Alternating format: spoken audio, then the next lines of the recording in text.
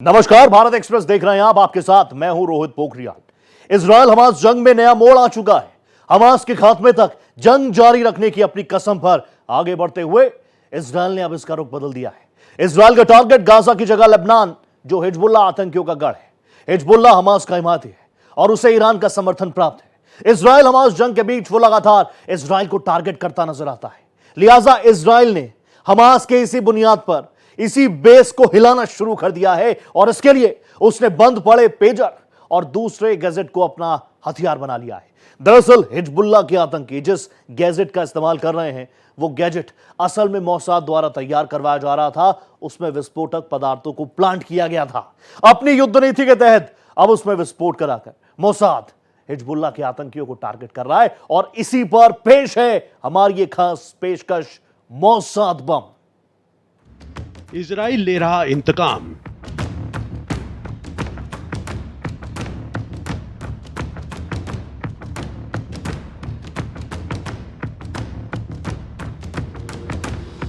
Hezbollah का काम तमाम।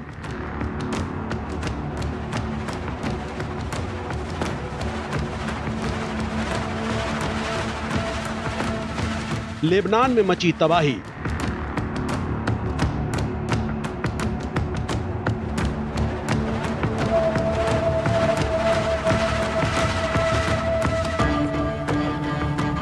मोसाद का बड़ा अभियान।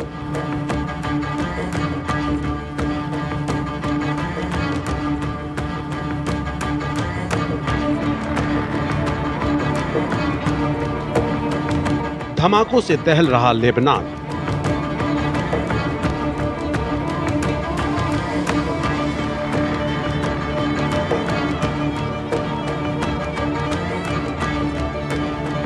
मौत का तांडव जारी।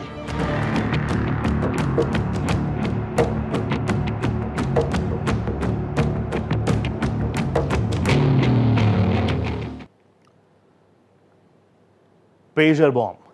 लेबनान में पेजर में बीप की आवाज के साथ ब्लास्ट होना शुरू हुआ था और अब यह वॉकी टॉकी और सोनल पैनल ब्लास्ट तक जा पहुंचा है। ब्लास्ट इतना इंटेंसिटी का है कि इसकी जद में हजारों लोग आ रहे हैं और मौत का आंकड़ा लगातार बढ़ रहा है। दरअसल हिजबुल्लाह बंद चुके जिस गैजेट का इस्तेमाल कर रहा था, वही उसके लिए जी का जंजाल बन चुका है। एक के बाद एक करके इलेक्ट्रॉनिक गैजेट्स में धमाके से लेबनान में दहशत का माहौल है। लोग इलेक्ट्रॉनिक गैजेट्स से दूरियां बढ़ा रहे हैं। वो डरे हुए हैं, सहमे हुए हैं। मोबाइल से लेकर टेलीफोन, यहां तक कि टीवी देखने से भी अब लोग डरे हुए हैं। लेबनान में टेरर। इजराइल इंतकाम की आग में जल रहा है और अब उस आग की लपटें लेबनान तक पहुंच गई हैं। हमास के आतंकियों पर कहर बरपा रहे इजराइल को हिजबुल्लाह लगातार धमका रहा था। इजराइल ने अपने जंग का रुख मोड़ दिया है। इजराइल हमास जंग में उसके शामिल होने की संभावना को देखते हुए उसने अब हिजबुल्लाह को दहलाना शुरू कर दिया है। इजरायली सेना और उसकी खुफिया एजेंसी मोसाद को चकमा देने के लिए लेबनान के आतंकी संगठन हिजबुल्लाह जिस बंद हो चुके तकनीकी गैजेट का इस्तेमाल कर रहा था, वही उसके लिए जी का जंजाल बन चुका है। हिजबुल्लाह चीफ नसरुल्लाह ने अपने लड़ाकों और समर्थकों को सख्त हिदायत दी थी कि वे बातचीत के लिए मोबाइल का इस्तेमाल नहीं करें। यही वजह है कि वहां हिजबुल्लाह समर्थक बातचीत के लिए पेजर्स और वॉकी टॉकी का इस्तेमाल करते हैं। लेकिन इन हमलों के बाद स्थिति बदलती नजर आ रही है। लेबनान और सीरिया में जिन पेजर में ब्लास्ट हुआ, ब्लास्ट से पहले उनमें कुछ सेकंड तक बीप की आवाज सुनाई दी। कुछ पेजर जेब में ही ब्लास्ट हो गए, जबकि कुछ लोगों ने जैसे ही बीप की आवाज सुनकर पेजर को जेब या बैग से बाहर निकाला, उनमें ब्लास्ट हो गया। कई पेजर लोगों के हाथ में ही फट गए। पहले दिन पेजर ब्लास्ट में हिजबुल्लाह के 12 आतंकियों की मौत हो गई और करीब 4000 लोग घायल हो गए। वॉकी टॉकी और सोलर पैनल ब्लास्ट में 25 और आतंकी मारे गए, जबकि सैकड़ों घायल हो गए।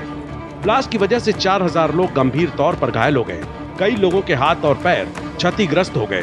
500 से ज्यादा लोगों को अपनी आंखें गंवानी पड़ी। किसी का धड़ क्षतिग्रस्त हुआ तो किसी के शरीर का निचला हिस्सा धमाके में उड़ गया। पेजर फटने से लेकर शुरू हुआ कोहराम walkie talkie, solar panel, fingerprint डिवाइसों और रेडियो में ब्लास्ट होने तक जारी है। यहाँ लोगों में इलेक्ट्रॉनिक डिवाइसों को लेकर डर बना हुआ है। आलम यह है कि लोग इसका इस्तेमाल करने से कतराने लगे हैं। जो पूरे पेजर्स और वॉकी टॉकीज का वहाँ पे जो बॉम्ब फटे हैं, जिस तरीके से सोलर पैनल्स वहाँ पे सब फटे हैं, तो इन सब चीज़ों से एक वहाँ पर थोड़ा सा एक अलग टाइप का वॉरफेयर ये वहाँ पे आ चुका है, जिसके वजह से इजराइल के जो सपोर्टर्स हैं तो वाहवाही कर ही रहे हैं, लेकिन जो इजराइल के खिलाफ भी हैं, जो न्यूट्रल ऑब्जर्वर्स हैं, उन लोग पे भी एक टेंशन सा बना हुआ है कि क्या ये एक नया नॉर्मल होने वाला है, जिसके तहत लोगों के जो कम्युनिकेशन नेटवर्क्स है, कम्युनिकेशन डिवाइसेस हैं, उनको भी क्या टारगेट किया जाएगा। देखिए, इजराइल के साथ पूरी दुनिया पहले थी, अंतर्राष्ट्रीय समुदाय जिस तरीके से हमास ने उनके खिलाफ जो एक्शन लिया था अक्टूबर 7 को, और अंतर्राष्ट्रीय समुदाय ने एक तरीके से उनको एक सैंक्शन भी दे दिया था कि वो बदला ले सके ताकि अपने होस्टेजेस को रेस्क्यू कर सके। लेकिन इजराइल के लिए थोड़ा सा दिक्कत ये आने लगा बाद में, जो पब्लिक सेंटिमेंट बदलने लगी, जिसकी कारण था कि ढेर सारे इनोसेंट सिविलियंस भी उसमें मारे जा रहे थे। तो ये जो अभी उनका जो लेटेस्ट अभियान जिसमें हुआ है, जहाँ पे बड़े खुफिया तरीके से, हालांकि इजराइल इसको एक्सेप्ट किया है ना डिनाई किया है, लेकिन सब कुछ तो ग्लोबल समुदाय के सामने भी यही है कि ये इजराइल के मोसाद ने ही पूरा किया है। इजराइल के धमाकों से लेबनान में हलचल मची है। पहले पेजर और फिर walkie talkie, solar panel, laptop और रेडियो सहित कई तरह के इलेक्ट्रॉनिक डिवाइसों में ब्लास्ट से सिर्फ लेबनान में ही नहीं बल्कि पूरे मिडिल ईस्ट में तनाव गहरा गया है। इजराइल और हमास युद्ध के चलते पहले ही तनाव काफी ज्यादा था, अब लेबनान की घटनाओं ने इस तनाव को कई गुना बढ़ा दिया है। लेबनान में हो रहे इन धमाकों की वजह से हिजबुल्लाह समर्थक पेजर्स और वॉकी टॉकी के इस्तेमाल से कतरा रहे हैं। हिजबुल्लाह ने पेजर्स और वॉकी टॉकी का इस्तेमाल करना बंद कर दिया है। घरों से इस तरह के इलेक्ट्रॉनिक डिवाइसों को हटाया जा रहा है। हिजबुल्लाह समर्थकों ने अपने परिवार की पहुंच से भी इन्हें दूर कर दिया है। हिजबुल्लाह ने इन धमाकों के पीछे इजराइल की खुफिया एजेंसी मोसाद को जिम्मेदार ठहराया है। वहीं इजराइल ने इन धमाकों पर सीधे तौर पर कुछ नहीं कहा है। इजराइल की खुफिया एजेंसी मोसाद अपने दुश्मनों को खोजकर ढेर करने के लिए मशहूर है। हिजबुल्लाह हमेशा से ही मोसाद के निशाने पर रहा। उससे छिपाने के लिए ही वो संपर्क साधने के लिए पेजर्स का इस्तेमाल कर रहा था। लिहाजा इसी को मोसाद ने उसके खात्मे का जरिया बना दिया और इसे शेल कंपनी के जरिए उसकी बैटरी के साथ PETN विस्फोटक प्लांट कर दिए। हिजबुल्लाह को इस बात की भनक तक नहीं लगी और वो एक एक आतंकी की जेब में उसके खुद के खात्मे का सामान लेकर घूमने लगे। मोसाद की इस चाल ने हिजबुल्लाह आतंकियों के हौसलों को पस्त करके रख दिया है। मोसाद का तबाही बम। इजराइल की खुफिया एजेंसी मोसाद दुश्मनों को उसकी माद में घुसकर खत्म करने के लिए जानी जाती है। मोसाद ने जून 2017 में नई साइबर टेक्नोलॉजी को विकसित करने के लिए एक वेंचर कैपिटल फंड तैयार किया था। इसके जरिए मोसाद ने बड़े पैमाने पर हाईटेक स्टार्टअप्स में निवेश किया था। मोसाद का सालाना बजट $2.73 अरब है। लेबनान में ईरान समर्थित हिजबुल्लाह आतंकियों को खत्म करने की 2022 में ही मोसाद ने प्लानिंग कर ली थी। हिजबुल्लाह में सेंध लगाने के लिए मोसाद के अफसरों ने 2 और शेल कंपनियां खड़ी की ताकि किसी को शक न हो। हिजबुल्लाह उन्हीं कंपनियों से साल 2022 से ही पेजर खरीदता रहा, वो पेजर जिनकी बैटरी के साथ PETN विस्फोटक भर दिए गए थे। हिजबुल्लाह ने जो पेजर खरीदे वो ताइवान की अपोलो गोल्ड कंपनी के नहीं थे। उन्हें मोसाद के अफसरों ने हंगरी की उस कंपनी में बनाया था जिसे हिजबुल्लाह ताइवानी कंपनी समझ रहा था। असल में वो मोसाद के अफसरों की ओर से हिजबुल्लाह को चकमा देने के लिए बनाई गई एक फ्रंट कंपनी थी। 2 साल तक हिजबुल्लाह को इसकी भनक तक नहीं लगी।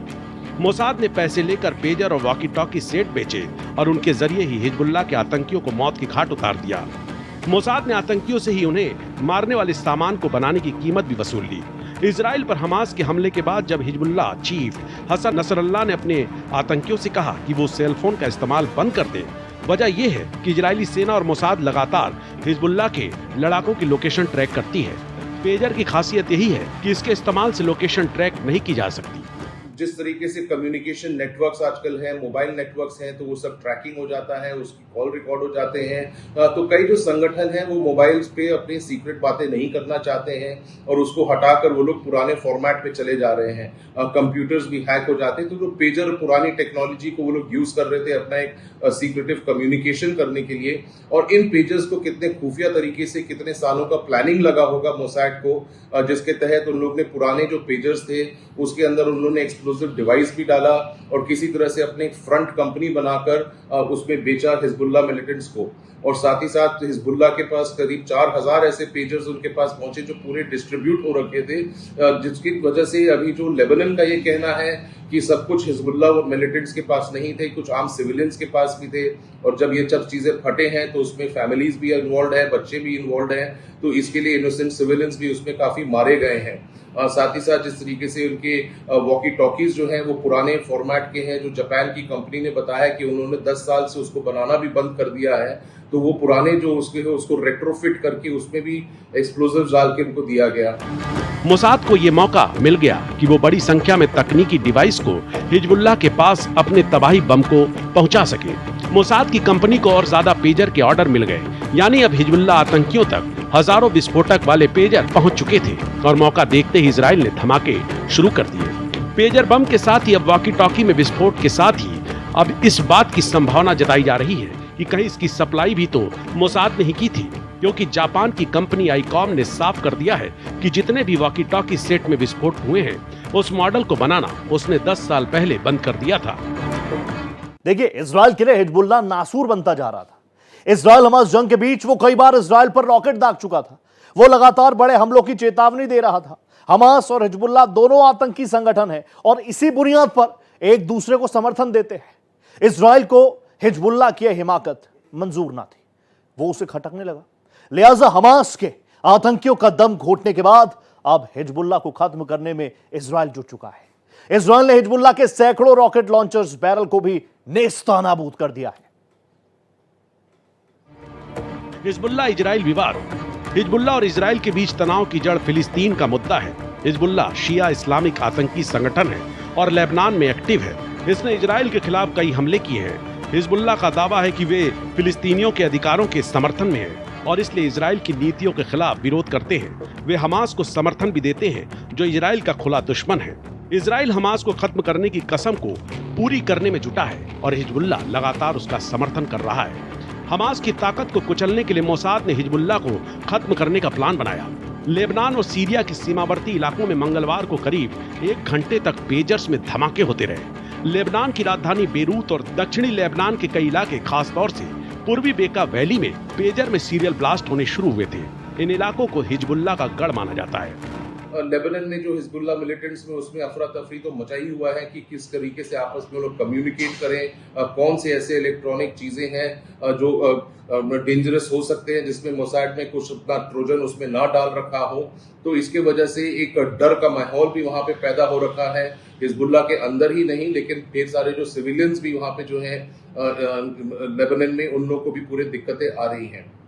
साथ ही साथ जिस तरीके से और भीषण हमले शुरू हुए हैं, इजराइल ने भी वहां पे अभी ढेर सारे रॉकेट्स अभी बेरूट पे फायर किया है और हिजबुल्लाह मिलिटेंट्स ने भी इजराइल के अंदर अभी कल 140 रॉकेट्स उन्होंने भी फायर किया है। तो इससे वहां पे जो अभी जो माहौल है वो और बढ़ता ही जा रहा है। हर बार अंतर्राष्ट्रीय समुदाय से कोशिश होता है कि चीज़ों को सुलझाया जाए, चीज़ों को कंटेन किया जाए, लेकिन कंटेन होने का नाम वहाँ दिख नहीं रहा है।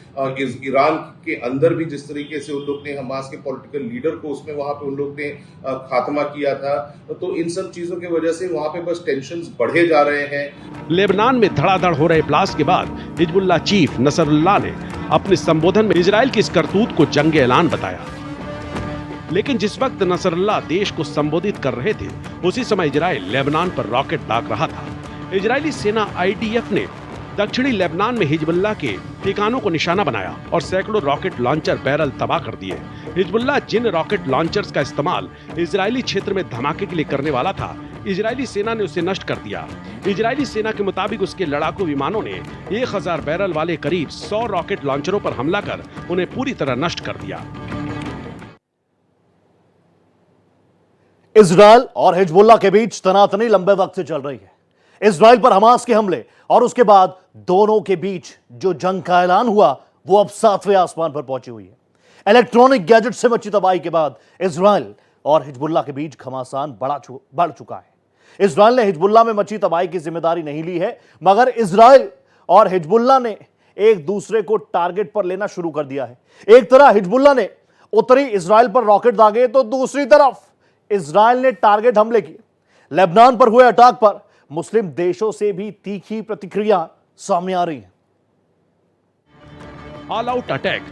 हिजबुल्लाह दरअसल इजराइल के साथ बीते 11 महीनों से जंग जैसी स्थिति में है। इजराइल गाजा पट्टी में हमास के सहयोगी हिजबुल्लाह से जंग लड़ रहा है। पिछले 7 अक्टूबर के हमले के बाद से हिजबुल्लाह लगातार इजराइल पर मिसाइल और ड्रोन दाग रहा है, जिस वजह से इजराइल लेबनान को निशाना बना रहा है। इजराइल के रक्षा मंत्री योआव गैलेंट का कहना है कि इजराइल इस युद्ध के नए दौर के मुहाने पर खड़ा है और हमें इसे स्वीकार करना होगा। वेस्ट एशिया और मिडिल ईस्ट को अगर देखें तो लड़ाई के चपेट में है ही 7 अक्टूबर जो पिछले साल जिस तरीके से हमास ने अटैक किया था इजराइल के अंदर, और इजराइल उसके बाद जिस तरीके से पूरा अपना बदला लिया जा रहा है, तो उससे इजरायलीज को तो दिक्कत हुआ ही था। जिस तरह से अटैक में 1200 लोग उनके मारे गए थे, जिस तरीके से उनके पूरे होस्टेजेस लिए गए थे, और साथ ही साथ जिस तरीके से हमास के खिलाफ उन्होंने जो अभियान चलाया था और जो अभी भी चल रहा है, तो उसके वजह से जो है अगर देखें गाजा भी एकदम तबाह हो रखा है। और साथ ही साथ जिस तरीके से लेबनान से हिजबुल्ला मिलिटेंट्स भी जो पूरा सपोर्ट कर रहे थे हमास को, जिसके वजह से इजराइल के नॉर्दर्न बॉर्डर से हिजबुल्ला मिलिटेंट्स बार बार हमेशा रॉकेट फायरिंग कर ही रहे हैं पिछले 11 महीने से, और जिस पर इजराइल भी बार बार वहां पर रिएक्शन दे ही रहा था।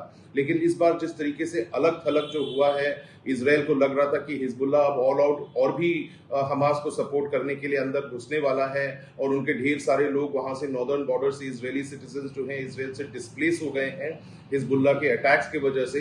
तो इजराइल ने इस बार और भी अपना एक अभियान चलाया, जिसमें उन्होंने पहले स्टेटमेंट दिया कि वो हिजबुल्ला के खिलाफ अब ऑल आउट वॉर उनके खिलाफ भी करने वाले हैं हमास के साथ साथ। पिछले दिनों इजराइल के पीएम बेंजामिन नेतन्याहू ने कहा था कि अब हिजबुल्लाह के खिलाफ ऑल आउट अटैक करने का वक्त आ चुका है। लेबनान में मची तबाही को इसी से जोड़कर देखा जा रहा है। सीरियल अटैक के बाद इजराइल ने वहां की डिफेंस फोर्सेस से और मोसाद ने हिजबुल्लाह से हिसाब बराबर कर लिया। हिजबुल्लाह और इजराइल जब एक दूसरे पर हमला करते हैं तो इसे अपने नागरिकों के लिए इंसाफ की लड़ाई बताते हैं। लेबनान ऑपरेशन अपने आप में काफी हाईटेक और आउट ऑफ द बॉक्स था। हमले की इस तरह की तरकीब सिर्फ CIA, MI16 और मोसाद ही कर सकती है।